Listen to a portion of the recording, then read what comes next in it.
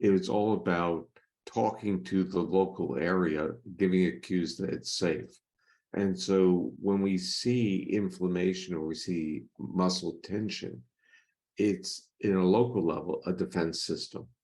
And yoga was all about, at least in my mind, developing strategies to communicate with different parts of the body and in the body as a whole, as you, yeah. Right, the whole organism, and Yeah. and not only the physical, but because we have three bodies: the physical body, the fluids, the muscles, Yeah. the bones, whatever, and then the subtle body, which is the energy of the emotions, which there will be very interesting another time to compare what yoga says and what Qigong says about emotions and organs and blockages in different parts of the body that reflecting the organs, but they are happening really at the level of a more subtle level of energy, of feelings, of emotions, etc.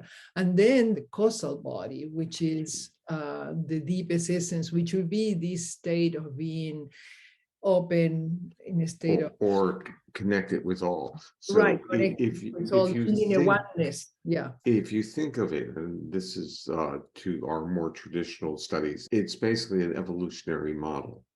So that you go from concrete to higher, so-called higher levels. Exactly. And so concrete has actions, the next level has thoughts, and the final level has total, let's say, universal connectedness, or at least on the journey towards that. I think that was the wisdom. But the basic point I want to bring up is that the hierarchy, it's a hierarchy, which means that if you're messed up on the foundational level, the other levels are not available to you. They're just gone.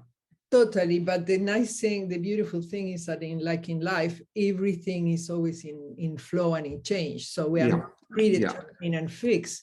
We can, by understanding how to work with our attention and intention, use these different levels. Like, for example, let's suppose someone is having a very strong sensation of fear, anxiety, etc., and they keep thinking about the past and the future and whatever, and the thoughts keep feeding the emotion. So if you want to change the emotion, you have to first also notice, okay, how am I with my thoughts feeding this?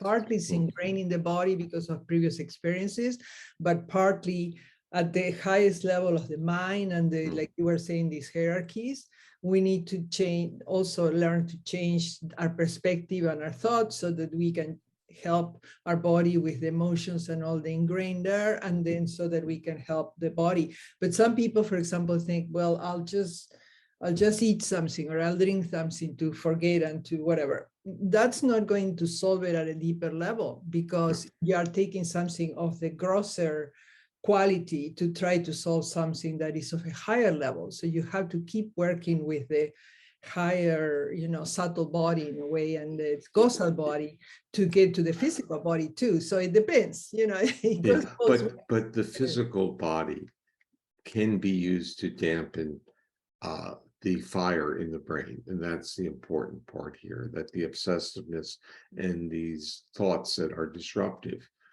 find a more comfortable disruptive home under certain breathing patterns when the body is supporting that energy. But if the body can relax, those thoughts aren't as comfortable there.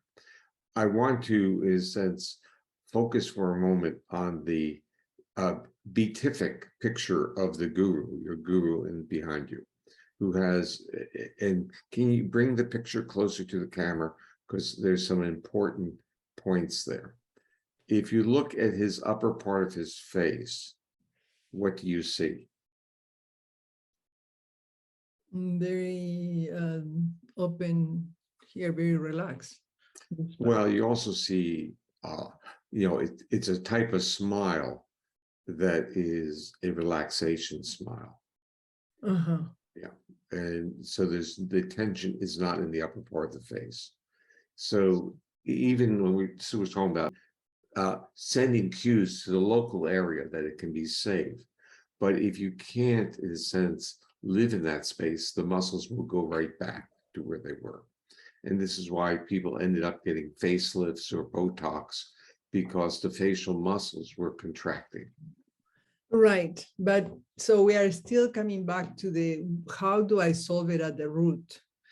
So we do what we can temporarily, and the thoughts and the perspectives also are pointing us to how can we work with this in a way that gets to the seed. I mean, it's like taking care of the tree and the different parts and fruits and whatever of the tree, but we need to go to the seed and see how are we, how is this, all these other things growing from here and or from here.